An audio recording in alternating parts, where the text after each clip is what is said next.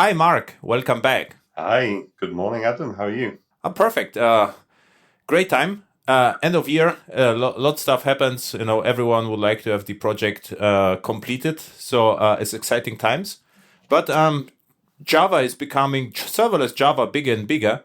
And what happens to me always if I show clients or whoever would like to see this, how actually easy it is to push monolith, Java monolith as AWS Lambda, and how easy it is and how productive it is. I get lots of attention. So this is what happens, all the year, lots of interesting, how to call it, serverless Java monolith or pragmatic serverless Java monolith on AWS. This is what I'm doing right now. Fantastic. What I also checked is or I was interested in, it was the CRaC, which stands for Coordinated Restore at what? Checkpoint. Checkpoint. I actually try, to memorize this, but I always forget the last checkpoint. Either the first one, coordinated resource restore at checkpoint. Okay, CRaC. So CRaC is easy, but usually I cannot remember the acronyms without knowing what they mean. And the first time ever, I know the acronym, but I cannot, how to call it, expand it. So what I understand from the OpenJDK CRaC project is actually proper OpenJDK CRaC project this is the attempt to hibernate the entire JVM somewhere and then restore it. This is my understanding, and of course there are some challenges because what happens with files and network sockets and whatever. So this is my understanding. This is somehow correct, right? Yes. So my understanding and limited as well is that the project is aimed at reducing startup times by creating a snapshot or checkpoint of a running JVM and then restoring it later on. And that is the idea is that resuming from a checkpoint will be faster than starting, loading, JIT compilation, things like that. Mm-hmm. And I had already a conversation with the Azul people, and what they also try to capture is the JVM optimizations. So what JVM already optimized is also going to be restored because there's C1 and C2 compiler, and the work done with C2 is also doesn't have to be repeated, right? This is my understanding. Yes. Mm-hmm. Yeah, really important. Mm-hmm. Yeah, once your application is up and running and is become just in time compiled and all the hotspots have been compiled, then that's a really valuable application state. Mm-hmm. And to have that saved and restored from that point is super important and really beneficial from a performance point of view. And especially we're talking about serverless and serverless Java more and more, because we're creating lots of very small environments very quickly, and the startup time is really important. Mm-hmm. Exactly. So what's maybe less known, or at least people are still surprised if I show them this, is if you use, for instance, AWS Lambda, and you started the first time, there's the cold start. But all subsequent times, it is actually very similar to application server invocation. So the JVM gets optimized, so the optimizations are not lost. The only thing is, if you start, so how to explain it? You cannot have two requests in one Lambda instance. So if, let's say, one invocation takes 1 second, and in this second you start another request, another Lambda will start, so you get another cold start. But all the Lambdas gets optimized to the point that currently they are faster than GraalVM. So what it means is, with pure JDK, you can actually save performance and some money. So this is my current strategy. Just use stock AWS Lambda and hope that Corretto will optimize, or hope, I measure that. So usually Corretto optimizes better than GraalVM. And the reason being is because of the C2, I guess. So the observation is the GraalVM optimizes once and the JDK or OpenJDK optimizes constantly. So that's the trick, right? Yeah. So GraalVM can't do any optimizations from running code. Obviously, it has to do all of its optimizations, at build time. Mm-hmm. There's probably a gap, which GraalVM are definitely, improving. That if you keep watching all their releases, the build time comes down and performance generally improves over time. Yeah, I have two ideas. So first question to you, actually. You have, maybe you know it. So let's say I have a JVM with, I don't know, 200 megs heap. And if I would store the state of the JVM using CRaC, how big is the image uncompressed? Is it the same as the memory, or is it way smaller or way bigger, or what's the rough idea? I'm not sure, actually. I haven't actually done any work with CRaC. So a couple of my colleagues have done some tests, but I don't know for certain. Obviously, it's going to be more than that, because I think it stores everything, even the lack of data. But I'm not sure, so I probably shouldn't say. Okay. Also interesting, the GraalVM. If you do if you compile the native image, I always not sure how to call it, because you have to, if you're building the native image, so let's call it this way, then you have to be cautious with something like random, because if you use, for instance, the random classes, they are backed into the image, and there are some corner cases, and you get warned by that. The interesting part is CRaC is similar. It's not about because before and after hibernation, you should also be aware about the state, because some state cannot be easily or should not be serialized. And what reminds me this of, I don't know whether you still remember, stateful session beans. There was EJB passivate and activate, two methods. And before a bean was passivated on disk, this was the state of the bean, you have to care about, I have, to close whatever. And after restoring, so this was after EJB activate, the developer was in charge of restoring all resources. And if you look at the CRaC API, it is identical. So it is before restore and after restore. So Yes. I actually will submit some more talks, because in my last year or this year, there was one talk, if you know EJBs, you know AWS Lambda, and it was well received. and now I can do it. If you know stateful EJBs, you will understand CRaC better. So this will be the next idea. Okay, but it gets better, right? So I think we covered CRaC. This is what we can tell. But there is another thing called SnapStart, which is easier to remember. And this is not an acronym, which is actually a huge improvement.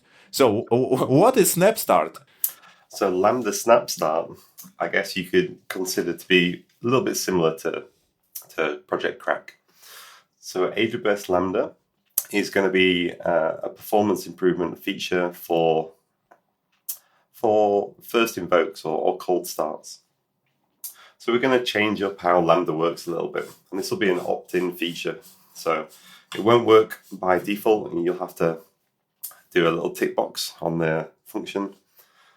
But ultimately, what we're going to do is when you create a function version for a Lambda function with SnapStart enabled, we're going to take that code from your function and put it onto a separate worker and initialize your code. So just the normal init phase.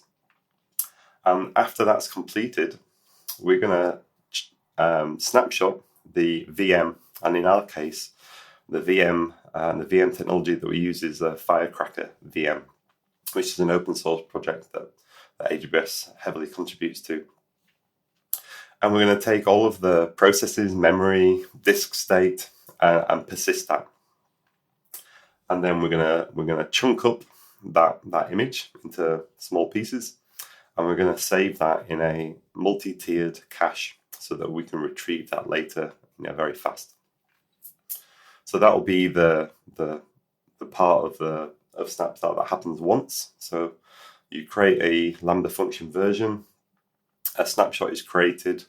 Once that is finished, that process is finished, which might take a minute or two, you'll be allowed to invoke against that Lambda function version. Now, instead of that function version having a cold start and creating a new execution environment from scratch, we'll restore the environment from the snapshot. Mm-hmm. So this will have all of your classes loaded, any JIT compilation that's happened, and you'll immediately start from where you stopped, basically. Mm-hmm. And this is a feature that is available at no additional cost, which is fantastic. So we're hoping that people could see up to 10 times better cold start performance with SnapStart. And the 1 minute optimization also comes for free at the beginning. So if I say I deploy a new alias or new version of the SnapStart version of my AWS Lambda, and it is going to be optimized, so this is also free?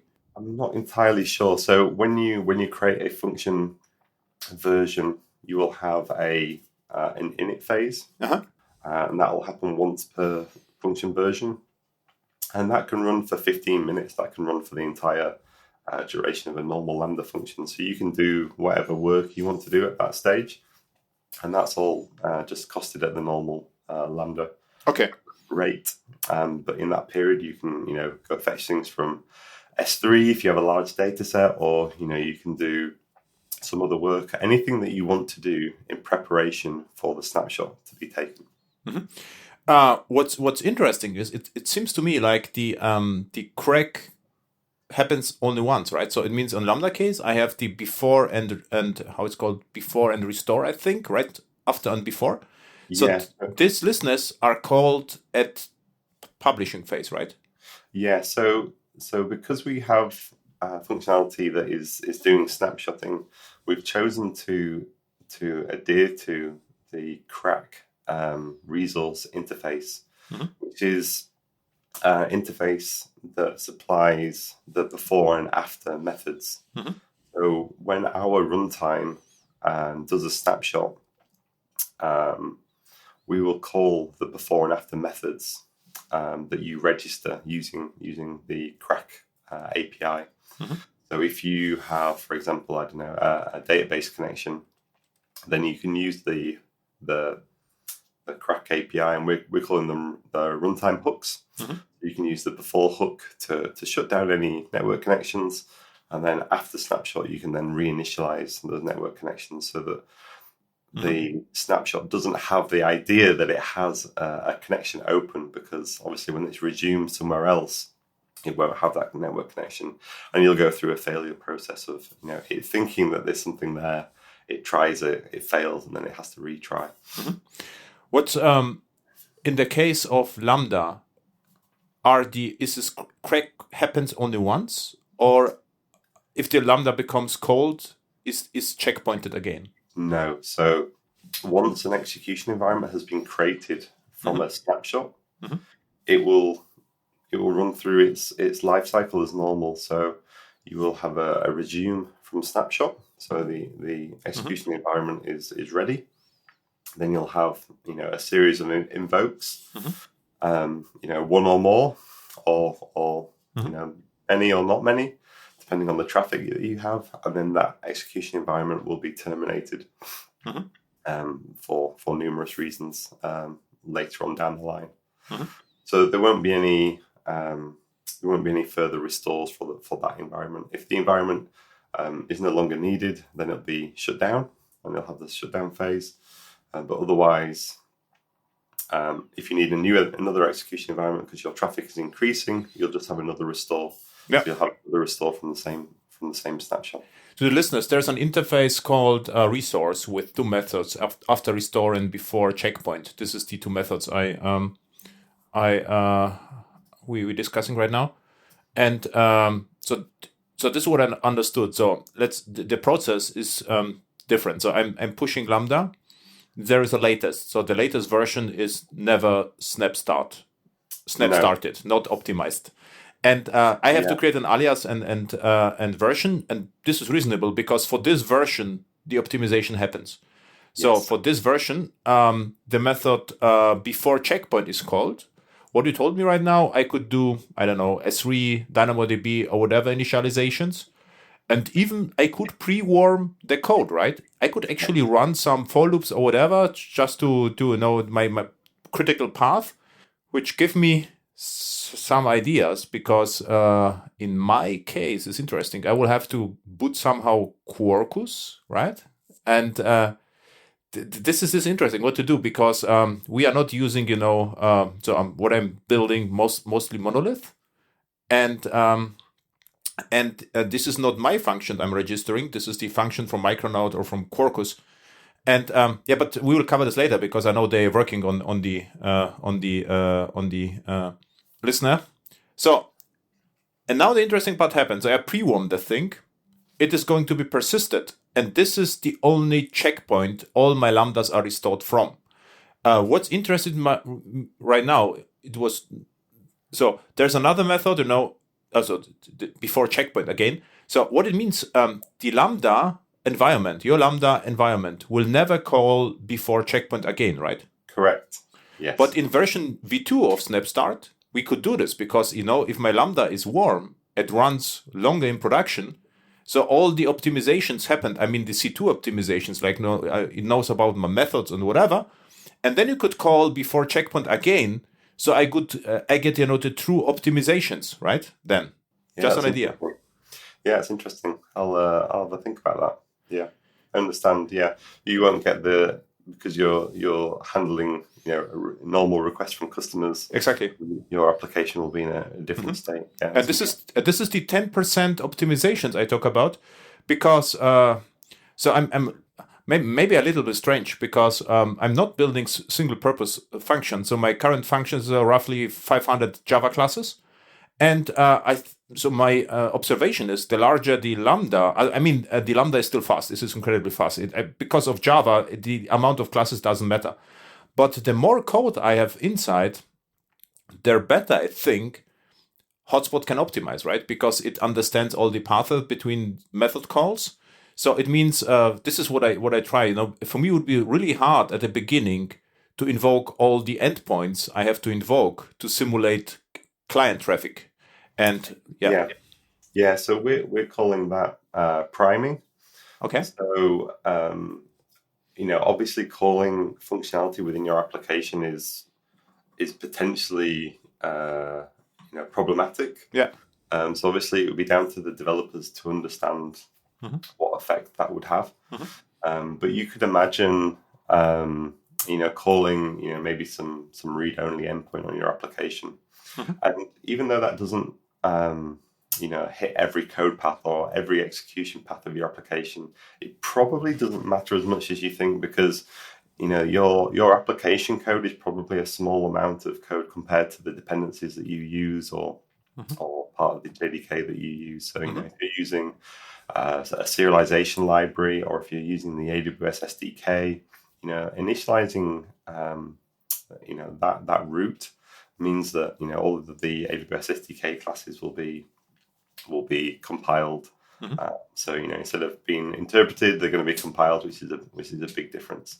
So I don't think people should think about SnapStart as I have to exercise all my code paths before the snapshot, or my application will be slow. If you do nothing, your application is actually going to be really fast. But this is a geeky conversation between two people about how to further optimize and the awesomeness that these new possibilities give us. What I tested to the listeners, I actually tested stock Quarkus. So there is my template which I use in all my projects. This CDK templates with Quarkus and microprofile. So this is what I like. So I always like to have a microprofile with some Java EE parts environment. And this was already a huge improvement. So I did nothing, basically. I deployed that, create a SnapStart version, and the cold start was down to 300 milliseconds or something without any optimizations. So, but for my production environment, even if you are 5 to 10% faster, it means 10% cost savings. So this is it is worth to think about this. But I'm already happy without doing nothing. So, and I did another project. It was like it's also on GitHub. This is the CDK Lambda plane. And what I did, I created a Lambda which reacts to HTTP plane events. So also to listeners, the most common questions, FAQ, is, can a Lambda have just one method, right? And I if I'm showing them that I have actually 100 endpoints, they say, okay, this is no difference to Docker or to Fargate, I guess. You are right. So you can do whatever like, because there is one generic Lambda which ships with Quarkus, and it multiplexes the calls to JAX-ORS methods. And because Quarkus is very efficient, it's very fast. So that's the thing. But what I did with the other part, I created a proper Lambda, which is asynchronous, which receives the JSON event from HTTP to API gateway. And then I was able to play more with the CRaC. So, and what I did, I saw when the methods are called. And and with the S3 initialization, it was even faster. So the question to you is, why is the case? Because S3 SDK optimizes internal network and then remembers the optimization. So why, if I call S3 once during the optimization phase, is it faster? And the follow-up question, is becoming also faster for DynamoDB and all the others because they share the networking stack, or what's the story behind? Yeah, so that will probably be an effect of the JVM being able to compile all of the SDK classes. It won't be to do with the networking stack. I'm pretty sure that if you blew away the networking aspect, or if there was a close method or something, and you close the networking after you made that call in the before hook, I don't think that would make any difference. I think it is the effect of compiling our AWS SDK for that service, and that will be the same performance improvements for any service that you're calling. So if you are using an AWS SDK and you're able to make a priming call before hook, that is a good thing to do, and that will mean that that's all compiled and ready for you and put into the snapshot, which means that you won't have to do that compilation in every execution environment that you have thereafter. Okay, so the trick is that what happens then is that all the S3 and related classes, SDK, S3 or DynamoDB and the related classes, are optimized from JVM perspective. It's not about the network stack. No. And what it also means, so I will have, if I use S3, DynamoDB, SQS, and SNS, it is better to call everything, because there's some shared state, but SQS and SNS, they have different SDK parts, right? This is where I'm not entirely sure. So a lot of our SDKs are generated. So I'm not sure how much. You'd have to do a little bit of testing. If you used many different services, you might find that actually a lot of it is optimized just by one call. But I'm not sure. I haven't tested that for myself yet. But it'd be an interesting thing to see how much of each service's code is shared. Another idea or feedback. So what we are actually doing in all projects is, so the Lambda is shipped into one account, staging account. Then we use code deploy, actually code build in code pipeline, not code deploy, code build and code stock code build to execute Maven, which executes system tests, which were accessing the Lambda from outside. So if everything is green, then the Lambda ships to staging or to production even. So what we could do actually is we could execute everything. So we have pretty good system test code coverage, so way above 80%. So what I would only need a hook at the end and say, now crack it, right? And then it could store the state, and this would be perfect. Because in this particular case, I don't even have to do the trick, with before checkpoint, because it already knows about all my dependencies. And all my monolith serverless projects are like this. So for me, it would be huge if I could, from outside, via SDK or whatever, or internal API, say, hey, please crack me now. Yeah, that's really interesting. It's, you've got a really fantastic setup there. It's really, really cool, the integration test you're doing. That's really good feedback. I'll take that back and we'll consider that. But at the moment, unfortunately, you can't do that. No. But so, I think it should that's be really interesting. Yeah, when the Lambda function or the execution environment that is being snapshotted is never available. So there's no way of accessing that environment. But I get what you mean. That's really interesting. Because all my projects are similar somehow. So there is either we use code commit or GitHub. In any case, we install the GitHub application, which calls code pipeline. And the code pipeline receives the source code, and then, usual stuff happens like unit tests, then integration requests with Quarkus. So Quarkus starts locally. Also, it is Lambda. It starts locally, and we can execute all more sophisticated tests. And then we use CDK to deploy Lambda. After the Lambda is deployed, which is fantastic because usually it's always the problem, you don't know when it is deployed. With CDK or CloudFormation, it is synchronous. So after this, it becomes immediately available. And then we run system tests in a dedicated stage. And this is always, so whether I use Fargate or Lambda is always the same setup actually. And so just feedback, also may be interesting to the listeners because we always start with system tests, interestingly, and the unit tests come afterwards. So all my projects come with really bad code coverage at the beginning because the system test is never measured. But at the end, so we start, with end-to-end tests from outside. And then if the code becomes more complicated, from the complicated code, we write unit tests. So this is unusual, but works perfect and you save time. This is the feedback. What interests me right now, where the state is stored. So is it in a region, worldwide? If I start another Lambda, Yeah, so all of your data is always persisted within region. So AWS will never move customer data between regions. That's really important to note. So the data is persisted within region, and then we have a series of caches within the AZ and even closer to the Lambda execution environments. And then when an execution environment is actually restored, we're actually only going to pull the small chunks that are required. So if you think of an entire VM image, it's probably quite sparse, and the bits that you actually need are probably less. So as a back-end optimization, we're actually only going to pull the bits that we need. So that's why, and one of the reasons why you get a really fast restore time. So what I understood is from the image you are persisting, you are creating like chunks, which are hashed or whatever, and you are able to reconstruct the entire image from the chunks. Yeah. So the way to think about it is that your image is encrypted, and AWS stores that safely. But then when your execution environment starts operating, it's going to ask the operating system or the disk driver for data, and that process is gonna operate with the cache and pull out just what's needed.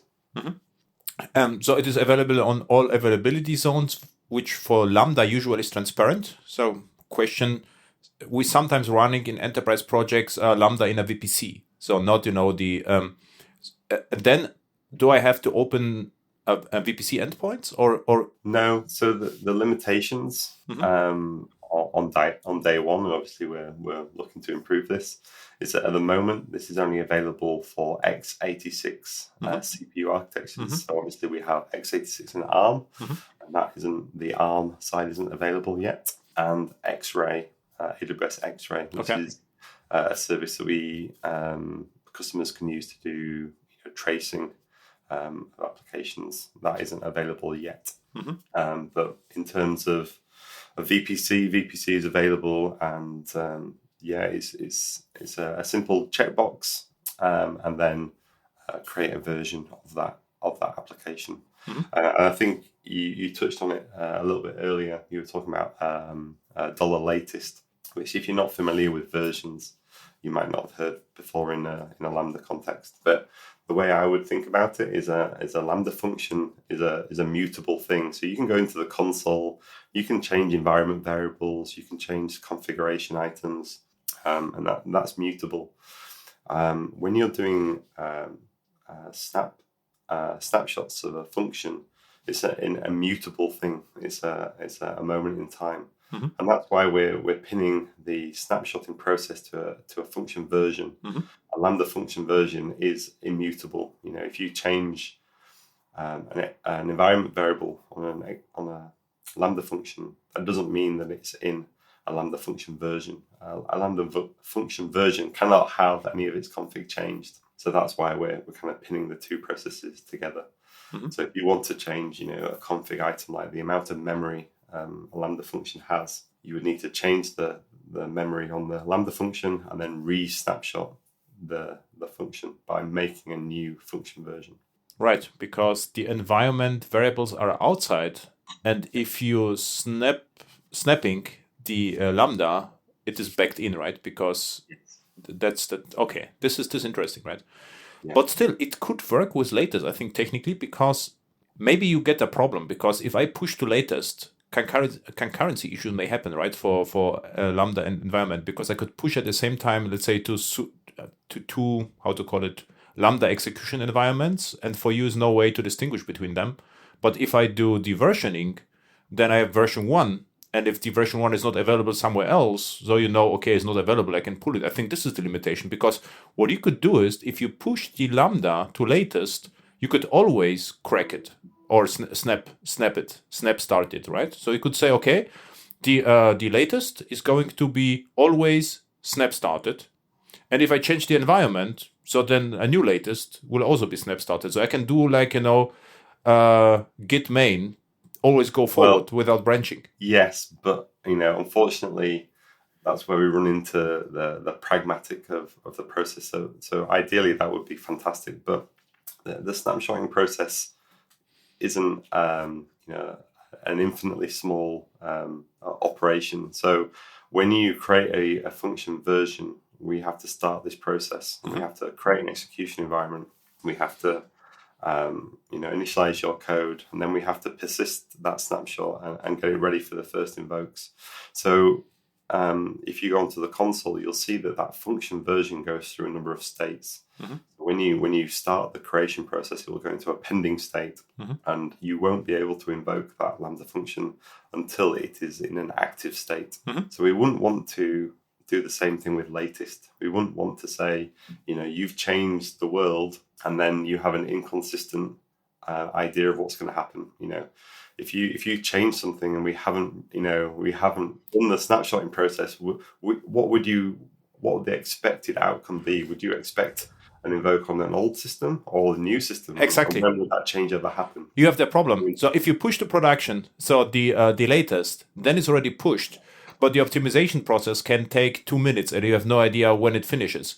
So in meanwhile, you could call the old latest without knowing when the first call in the new latest happened. So this would only work behind load balancer or something like this, where we can load balancer is also critical, because load balancer doesn't know between two latest. You are right. It is pragmatic, but is less in some critical production systems could be very problematic, right? Yeah. So we would prefer it to be specific. So we want it to be very specific what is happening. So you can change your integration from API gateway, targeting version 1 to version 2. You always know what's going to happen. As soon as the API call returns from API gateway that you've changed that integration, that is the situation. And I feel like that's a much safer approach. Yeah. And obviously the developer experience is a little bit more strenuous, because you have to use function versions, but hopefully the feature is attractive enough that that's an easy step to follow. Yeah. Another idea, just you are probably aware of the snapshot. It's an interesting name, Maven snapshot, right? Release. So what we could do, we could actually add another thing. So we have latest remains the same, and we could have a snapshot version, which is latest inconsistent snap-started versions, right? So if someone uses, let's say, the snapshot version, $snapshot, then it will be to me, okay, this is, my own responsibility. I push to snapshot, and after 2 minutes, somehow it becomes available, because it will be easier for development and for production. If someone uses it, should use. No difference to auto-deployment of application servers. 5 years ago, this auto-deployment was the same problem. You deploy something, and in one point of time becomes available. Was not meant for production, but developers love that. So I would say something like this could be interesting. Yeah, absolutely. Yeah, I hadn't thought of that. That's really interesting as well. This is great. Great feedback, Adam. And what I also noticed, there is provision concurrency, and the provision concurrency works the same. So you cannot have provision concurrency on latest. So you have to create alias. So this is at least, consistent with the SnapStart, because, but I also wondered the same, with the provision concurrency. I was like, why they're not doing something like a snapshot or whatever? So I just move forward, and they should keep doing. With CDK, not a problem at all to say 2 lines more. But if I started with it the very first time, I ask myself, why? This is somehow strange. And then I said, okay, if it is like it is, then I just do it. But there was also no confusion, Stack Overflow and everywhere. So it seems not to be transparent, that you cannot have provisioned concurrency just out of the box for latest. Yes, and I think hopefully podcasts like this and blogs and other content that we produce will help people to understand that process and why we've made that decision and the benefits of having versioning. So we'll see. Yeah, it's the same functionality that's we haven't made new functionality. It's the same kind of function states that is used in provision concurrency. And obviously, people are already using function versions to do, like blue-green deployments or canary deployments or things like that. So we're hoping that, the people who are new to function versions, can see the new content that we're producing, and understand that it's a valuable feature. And obviously, the people who are already using it will just be familiar with it. And if people are using provision concurrency already, then they might be people who would be really interested in SnapStart, and obviously the transition would be quite easy. What provision concurrency is, you basically say how many lambdas you would like to have, and they instances. And if you choose to have one instance, means at least one process at time is always warm. Warm means it behaves like Docker or ECS or Fargate is always on, and from cost perspective, so I tried, my setup in this, of course, depends on region, whatever. But in Frankfurt, with Quarkus and one CPU, is roughly 14 euros, 10 euros a month, so around that. So I would say it's absolutely worth it. Instead of running Kubernetes, I could just run this. As for some projects, it's just perfect. So if you have more traffic, I can choose to have 2 Lambda. So there are no 2. And by the way, it is almost identical to pooling of EJBs. I mean, not almost; it is identical. So if you know EJBs, this is exactly the same. So from this perspective, what's interesting, Mark, is I didn't know this. I look at the calculation. So if provision concurrency is on, subsequent calls are cheaper. So yes. What can actually happen? This is actually the hidden secret. I don't know why no one is talking about that. So what can happen to you if you have heavy traffic? You could potentially save money with provision concurrency. Yeah, it's interesting because I've written a few small medium articles. They're not as high quality as the AWS articles that I write, but they're about things that maybe I don't think people know about. So I write them about specific in show notes. It will put everything you wrote, Mark. Yeah. So I actually wrote a Medium article about this a couple of years ago about the other feature of provision concurrency. So a lot of people talk about it as an optimization process, but it's also I would think about it a bit like EC2 reserved instances. Yeah. So with EC2 reserved instances, you're basically telling AWS that you will use this resource for an amount of time, and in return you get a lower price for that. And it's the same thing with provision concurrency, obviously on a much tighter time scale, because with provision concurrency you don't have to sign up for a 12-month contract or anything like that. So provision concurrency can be changed at any point to any amount, up and down. So there's no kind of a tie-in like there is with EC2. But yeah, when you use provision concurrency and you say I want X execution environments to be available all the time, you are paying a fee for that to be made available. But when you use that execution environment, it's actually cheaper than effectively the on-demand price. So if you have a stable traffic going through a Lambda function, you should absolutely be looking at provision concurrency. 1, because you will have an improvement on latency, but 2, you will have a reduction in cost as well. Which is, because I read lots of criticism about that. Say, okay, provision concurrency is not really serverless, but I have to say, I don't care, right? So I have my Lambda, I create another alias, and then either I don't have a cold start or I can go to the calculator, I see the point, I go to my client, say, look, if we spend 14 euros a month, there is no cold start for one thing. For enterprise project, I would say, this is the best solution ever. If I would create, I don't know, online, or if I would like to replace Twitter, then maybe I have to think differently. But for all my enterprise project, it's just working great. So this is what feedback I can give you. So this is, you should be always careful, you have to know the context, because sometimes I say something and people don't know that I'm mostly working with boring enterprise projects, and they say, okay, this doesn't make sense what he says because Lambda could be too expensive. Of course, if I'm calling Lambda 1,000 times per second, an EC2 machine is going to be a way more cost effective.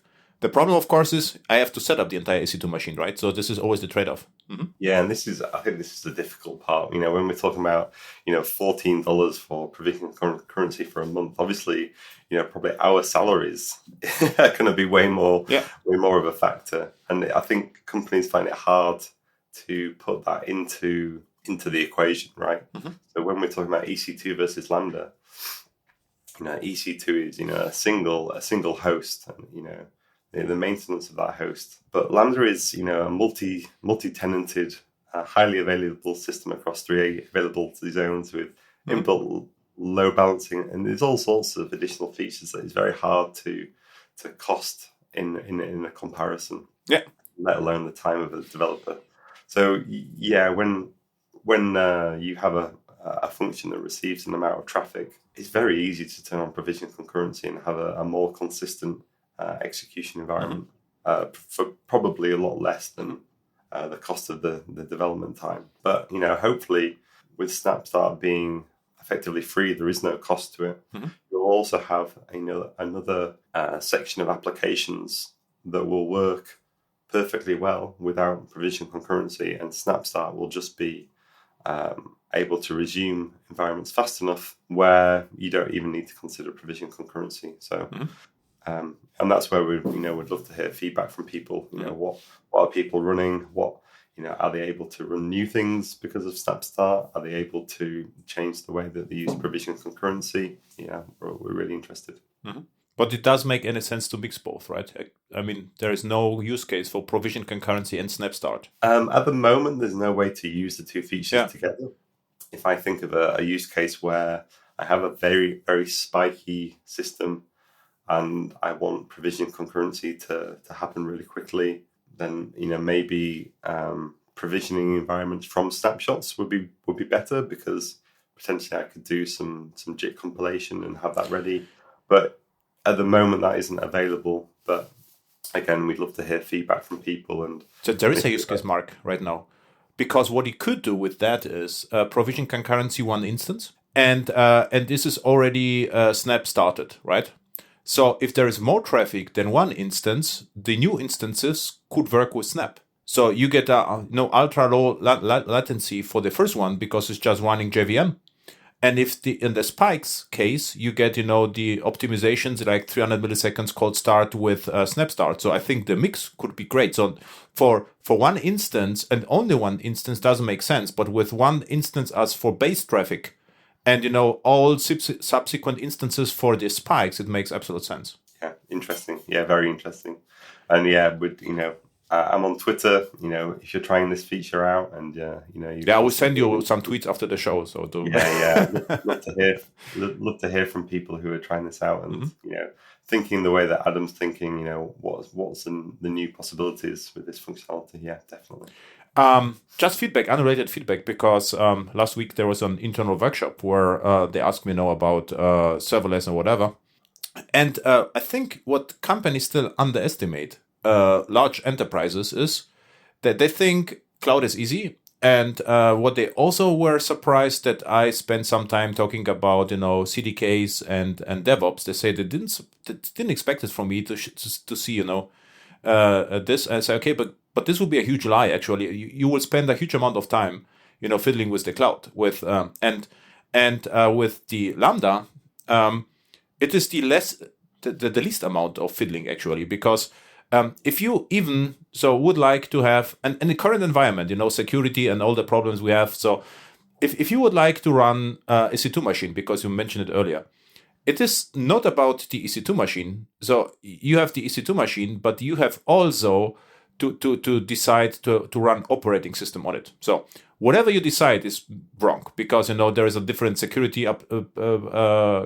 department, company. They say, okay, you should use this operating system, whatever. The next question is how you will like to patch the operating system. So we have the operating system, And we Java developers, we actually really don't care about the operating system. So that's the next problem. So if you decide to use Docker, what I did, or what I still do is end of year, lots of code reviews. So in typical microservice architecture in Java, has nothing to do with AWS, just typical project, which is Docker.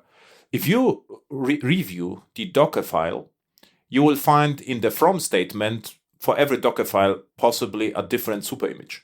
So there is Alpine Linux, UB8, from whatever.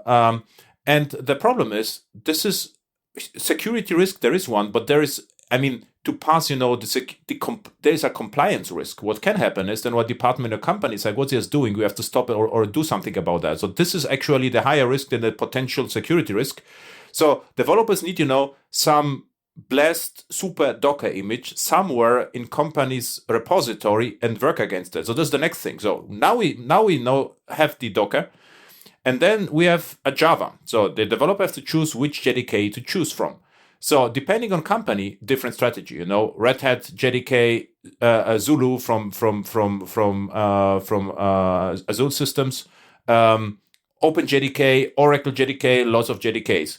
And this JDK has to be patched. So it means if there is a critical patch in the JDK, you will have to create the Docker image with the recent blessed Docker super image and the JDK. And don't forget all the certificates or whatever has also been inside the Docker. So, and now we just, talk about Docker, which is a lot of boring stuff. And then we got, the VPCs, which are, and if you have VPCs, you need security groups.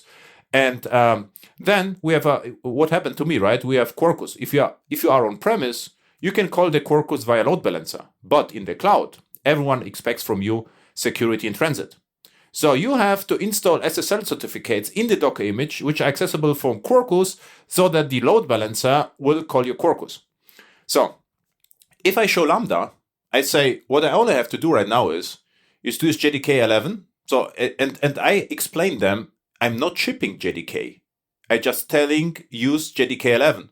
Or what I do right now, I use a great Java 17 Lambda layer from Mark somewhere from GitHub. It works great. But so this is the two options. But the JDK 11, and this is basically it. So there is no operating system, no Docker, and so forth. So it means in the last 2 years, I'm not using Docker anymore. And what this reminds me, early days of Java. This is exactly how I started, right? We installed JDK. There were not a lot of updates, so it just stick on my machine for 3 years. And then I had my application server, and I just worked. So and this is the part which is somehow not understood by Java developers, that if you use AWS Lambda, let's say, there is no additional plumbing. So, yeah, absolutely. I think that conversation between the developers and the security team, I think is really important. The developers can maybe help educate, people who are new to the cloud and say, look, AWS Lambdas run on Amazon Linux. Mm-hmm.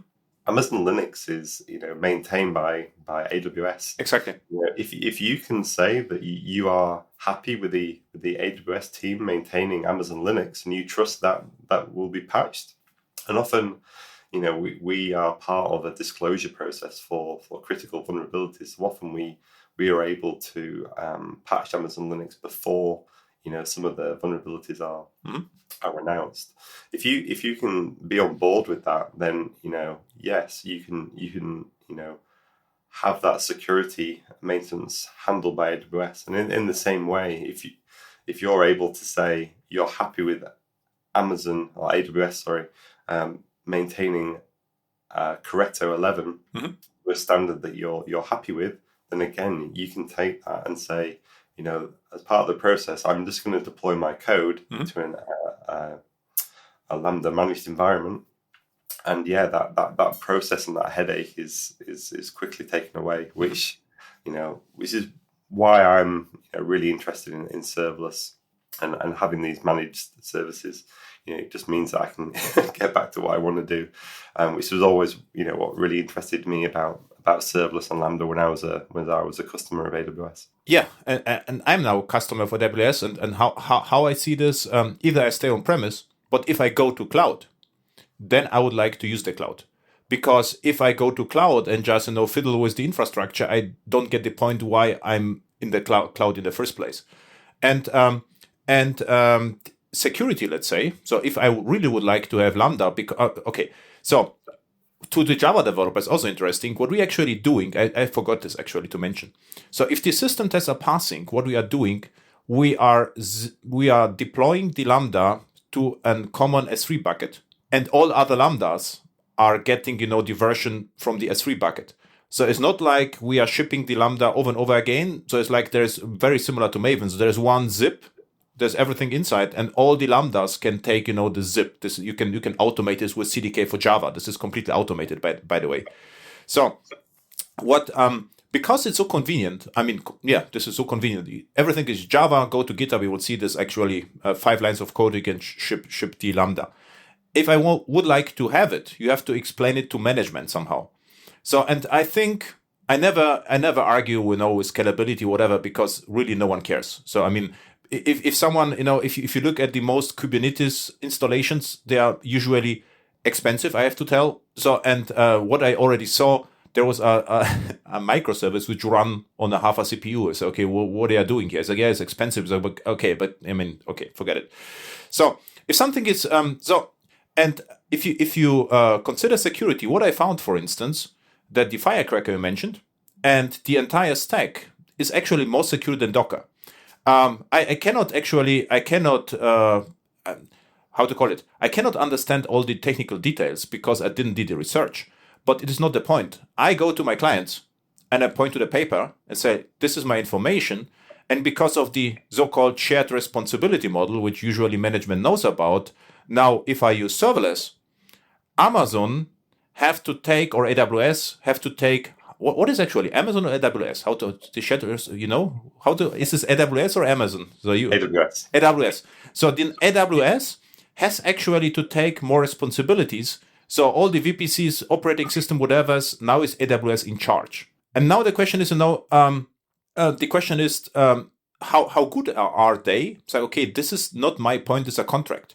10, 15 years ago, there was a contract between WebLogic, Sun, Microsystems, whatever. This was the contract between my clients and the application service providers. And now the clients get support from AWS and they have to, I'm just a small developer. I cannot actually, double check the entire stack. I'm like, this is a contract. So you would like to go to AWS. So we should just use it. Otherwise, we don't go there, right? And I think that's really interesting that the demarcation that Docker and containers have a different isolation profile to virtual machines. And although execution environments start really quickly, people might think that there's a lesser isolation, but this is a Lambda function is a bare metal machine running a virtual machine, and the firecracker virtual machine is what runs your code. Very strong isolation level. I've put a link in the chat. This is a reInvent talk from a few years ago about Lambda under the hood, and from a speaker called Mark Brooker, and it goes into amazing levels of detail about the isolation level. And how we've really reduced the attack surface at every level. So it's another underappreciated feature that a Lambda execution environment is also highly, highly secure. You can't just make calls to the environment. There's only one way to make a call to an execution environment, and that is to use the invoke API, which is how we interact with Lambda. There is no other mechanisms. There's no open ports. There's no, there's nothing to target. So it's a very different execution environment to a container platform where the biggest impact I had argumenting with management was there was a huge session and they talk about how we scale or whatever. And what I said is, we are running in Frankfurt. I did some research, and what I found out that the region in Frankfurt is like almost CO2 neutral, like 85%, whatever. There is an official paper and say, okay, there's renewable energies, whatever. It's like, this is cool. So, and then I say, okay, then we are very energy efficient, sustainable, and almost CO2 neutral. And this was the tagline everyone remembered. So we were actually the heroes and I think it's also, what I found out, it's actually funny for us developers, but it's the companies have actually to point out, CO2 consumption is going more and more important. And with AWS Lambda, we get it out of the box. So this is actually a huge edit for marketing right now. If you're doing this, you are automatically greener, than servers running all the time. And so this is my final, a tip to Java developers who really would like to have a Lambda for simplicity reasons. This was my trick, and this worked the best, actually. But you should not, argue with scalability, because we argued for years, and that's maybe the problem. But nice tip. I'll remember that. We covered SnapStart pretty well, right? Yeah, I think so. I think it's not as complicated as a feature as some others. It's very simple to get started. You don't have to change your code. It's a function level config item. So it's effectively a tick box. So enable that on your function, create a function version, and then use that function version as your integration point. So if you're using API Gateway, integrate with the function version, not with the ARN to the function. Or if you're using some of the services, make sure that you're pointing to the specific version, and then you will see that your functions go through a different life cycle. So you'll see in your logs, you'll see restore log lines, and you'll see hopefully a really, really cool performance increase. And a tip, what I did, you can register a Lambda with function URL if you have a synchronous HTTP Lambda as Quarkus, let's say, and you can have both active at the same time. So the latest is going to be the recent Lambda, which is not snapped, and you can have at the same time a version which is snapped. So you get two URIs back, and then you can perform some tests, and you will see the difference. What about your reInvent talks? What are the titles of your sessions? I'm just curious. So I'm lucky enough to have 3 sessions at reInvent this year, but only one of them will be recorded. So I'll have a workshop that I'm doing at reInvent, which is from serverful to serverless Java on Lambda. So this is about how to take applications that may have been on containers or EC2 or on premises, and how to bring them and adapt them and bring them to Lambda. I'm going to have a level 400 talk, which is like the most in-depth technical talk about effectively using Java on Lambda, which is a little bit about, really detailed considerations for Java, but also it's going to talk about GraalVM and CDK. And then I'm going to have a session on SnapStart, and that will be recorded. So if people want to hear again and hear about SnapStart again, that should be recorded and made available in the weeks coming. Okay, very good. So we have to talk about the other sessions in the podcast in the future. Yep. Very good. So where people can find you on the internet? Yeah, the best place to find me is probably on Twitter. So hopefully it'll be in the show notes. But MarkSales3 is me on Twitter. And I'm trying to be as active as I can on there. So if you're trying any of this new functionality and you've got your feedback, good or bad, I'd love to hear it. Okay, perfect. Thank you, Mark. Cheers, bye.